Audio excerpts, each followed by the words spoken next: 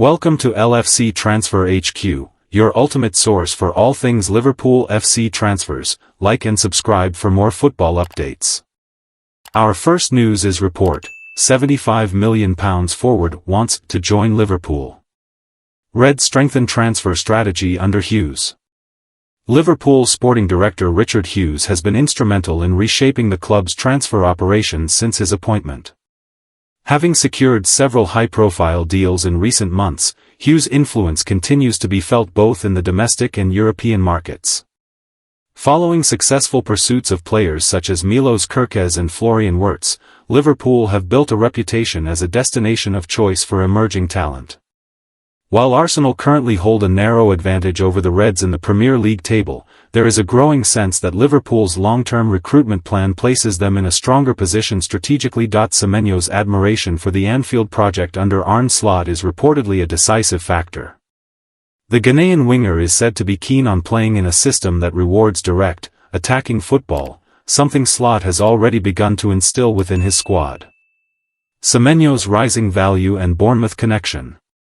At Bournemouth, Semeno has developed into one of the league's most explosive wide players. His ability to beat defenders, drive through tight spaces, and maintain control in high-pressure moments has made him indispensable to Andoni Iraola's side. While the Cherries are under no immediate pressure to sell, according to Anfield Watch, Liverpool's existing relationship with the South Coast club could prove crucial. Hughes, who has long-standing ties with Bournemouth, is expected to play a key role in any negotiations. Semeno's current contract includes a release clause, believed to be in the region of £100 million, though that figure remains unconfirmed.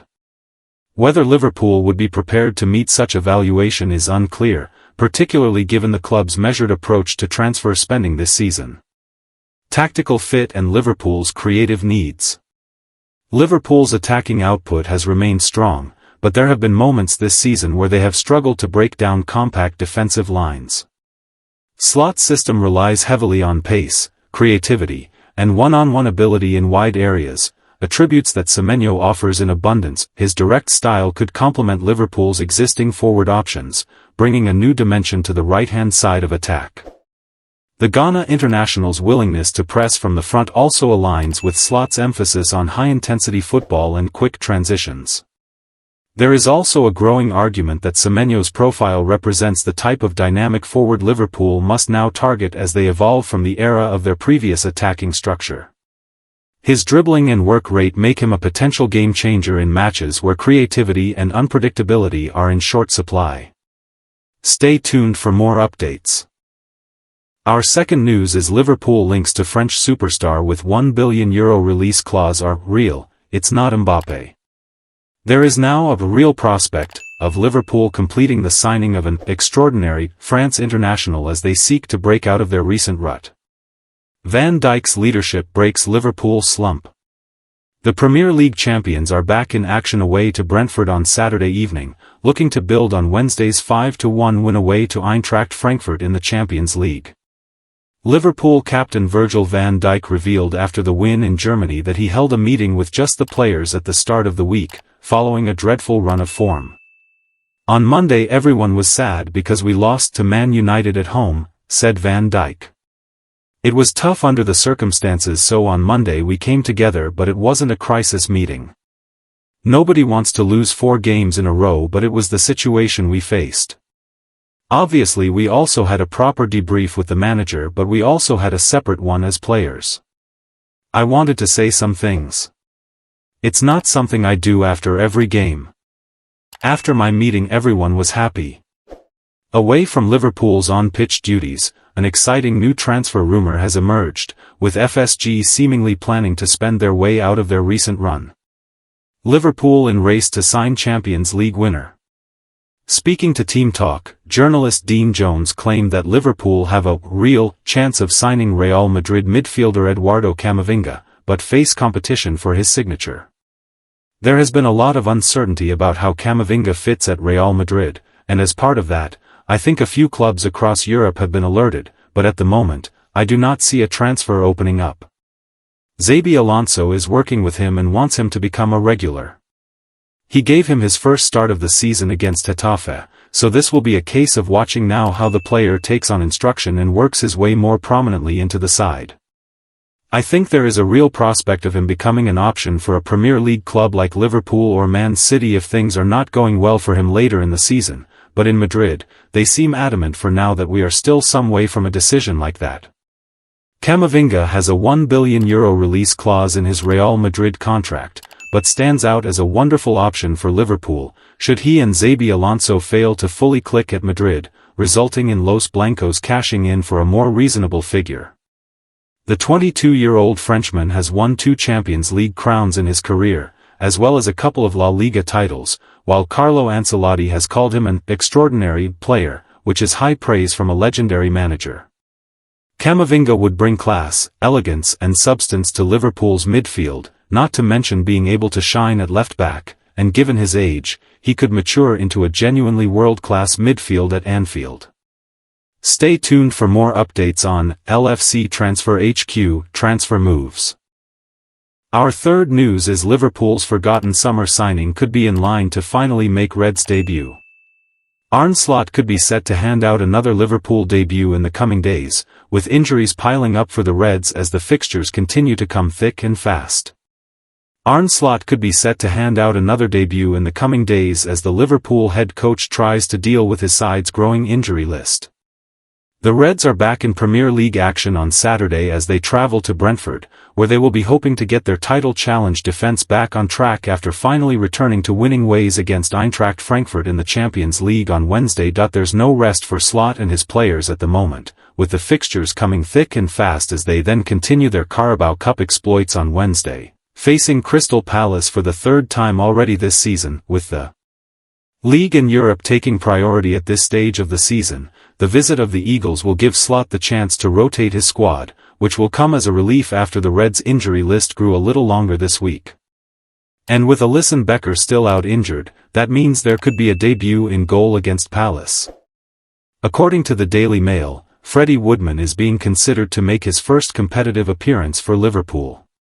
Slot is said to not want to risk Georgi Mamardashvili against Palace, with the Georgia international already stepping up to deputize for Alisson in the Brazilian's absence. Woodman starting on Wednesday would follow the same structure that has already been established by Slot, who has turned to his number 2 goalkeeper for the domestic cup competitions.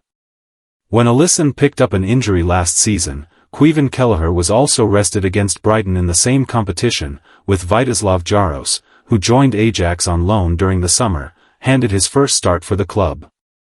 Woodman is said to have made a good impression in training since joining the club during the summer, with the 28-year-old described as a bubbly character who raises standards.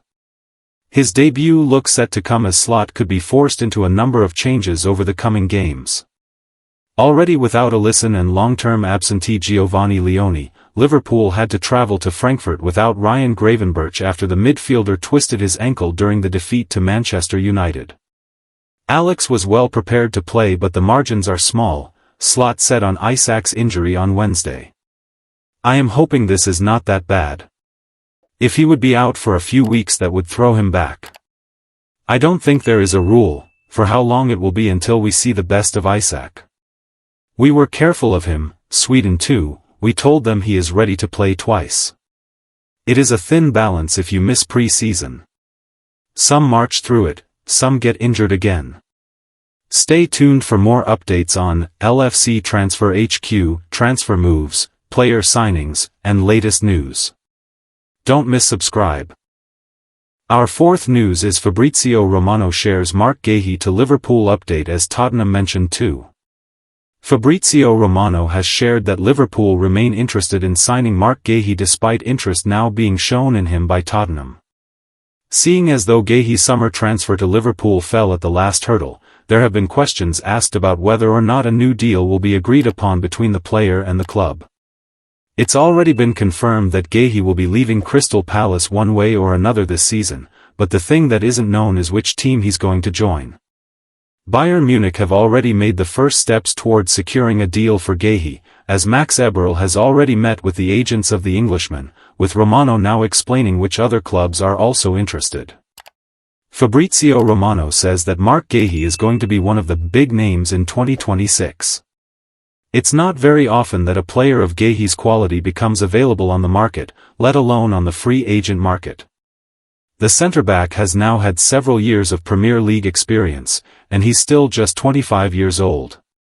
He'd also help solve Liverpool's problem of having too many non-homegrown players among their ranks and would arguably be an upgrade on Ibrahima Konate, with him also likely having half an eye on taking over from Virgil van Dijk when he departs. And now, while speaking on the Here We Go podcast, transfer guru Romano has given an insight into how things are playing out at the moment. The English clubs keep moving around Marc Guehi, with Liverpool still there after what happened on deadline day. Liverpool remain in the list of clubs interested in the player, he said. There is also interest from more clubs, including Tottenham, Man City, including the Spanish giants for sure, he said. And also Bayern also had contacts with people close to the player. So it's a big race for Marc Guehi. What I can guarantee is that the player is starting to explore these possibilities. He's listening to proposals, listening to contract ideas, but also projects. It's also about the technical project. Marc Guehi has been a big leader for Crystal Palace, won titles with Crystal Palace in recent months. But obviously, the next target is going to be in the race to win important competitions, like maybe the Premier League or domestic titles, and then obviously, the Champions League. So this will be the vision. Let's see what's going to happen, but Marc Guehi is going to be one of the big names for 2026.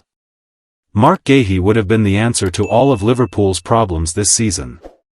One recurring theme about Liverpool's campaign this season has been the lack of form that their defenders have shown. Even though Konate has got his performances back on track, it still feels like there have been a few times this season when his lack of form has cost Liverpool points. In fact, one of his mistakes even led to Alisson getting injured. Our fifth news is Unai Emery speaks out on Harvey Elliott's situation as Liverpool transfer trigger close. Unai Emery believes the number 10 role will bring out the best in Harvey Elliott, but insists the midfielder still needs time to earn more minutes at Aston Villa. Signed on an initial loan from Liverpool, Elliott will become a Villa player for £35 million once he makes 10 appearances for the club.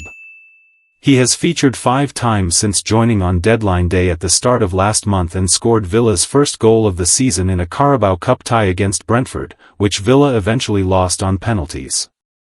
Elliott has only started 2 matches for Villa, against Brentford in that cup fixture, and then against Fulham, which ended in a 3-1 victory. In Villa's last 6 games in all competitions, Elliott has only featured twice and wasn't called off the bench during the defeat to go-ahead Eagles on Thursday night.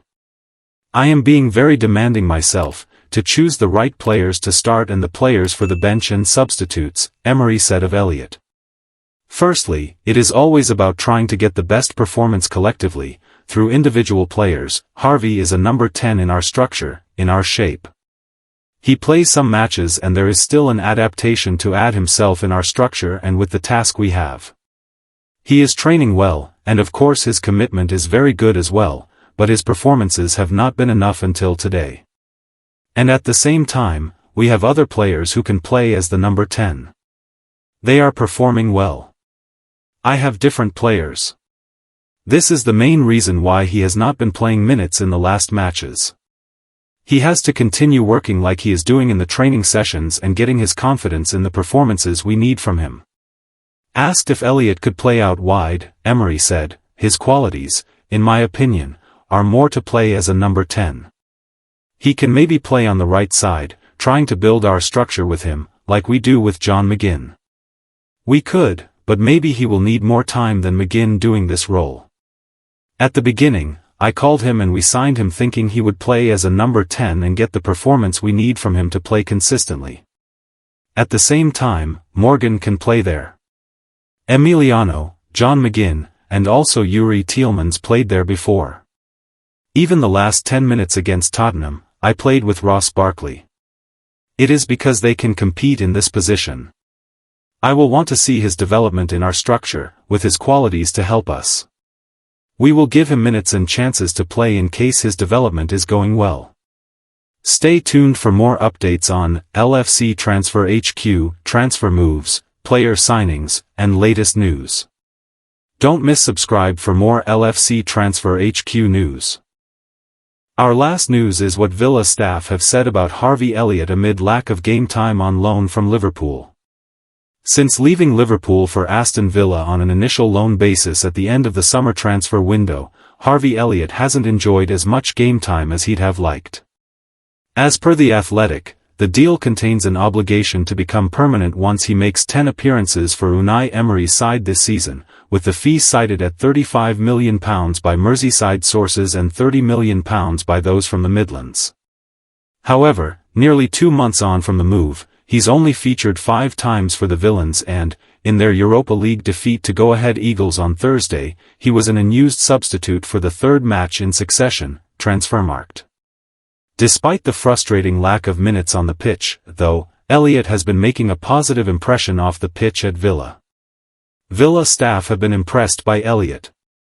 In an article for The Athletic, Jacob Tanswell noted how the 22-year-old has impressed club staff with his attitude and application, which chimes with Emery's coaching staff's uber-meticulous professional standards. The reporter also mentioned how, after his debut for his new club against Everton last month, the England under-21 star went out of his way to shake hands and introduce himself to journalists. Speaking on condition of anonymity, a member of Villa staff said of Elliott, "He is a good lad, with a good head on young shoulders." Elliott would prefer minutes on the pitch to plaudits off it. The 22-year-old candidly admitted that his decision to leave Liverpool in search of more regular game time was selfish, but unfortunately he's found it hard to break into Emery's starting 11, with just 2 appearances from the outset so far at Villa Park. Even positive reviews of his early performances in the Midlands and a goal on his first start, against Brentford in the Carabao Cup, haven't been enough for him to be given any more than 4 minutes on the pitch across the Villains' 4 matches thus far in October. The manager publicly called out Elliott when an enterprising pass in a 1-1 draw at Sunderland overshot its intended target, and it seemed a harsh rebuke for a player who was trying to make things happen for a team who'd been struggling to score in the opening weeks of the campaign. Perhaps Villa's defeat in Netherlands last night and the quick turnaround to hosting Manchester City on Sunday might prompt Emery to reshuffle the pack and play the Liverpool loanee from the start. With our former number 19 unable to play at Anfield next weekend as he's still technically on loan, he'll be yearning for a decent chunk of action against Pep Guardiola's side so that he won't be left kicking his heels for another fortnight until his current team are in Europa League action again. Thanks for watching. That's all for today's transfer update. But the transfer window never sleeps, and neither do we. Make sure to like, comment, and subscribe.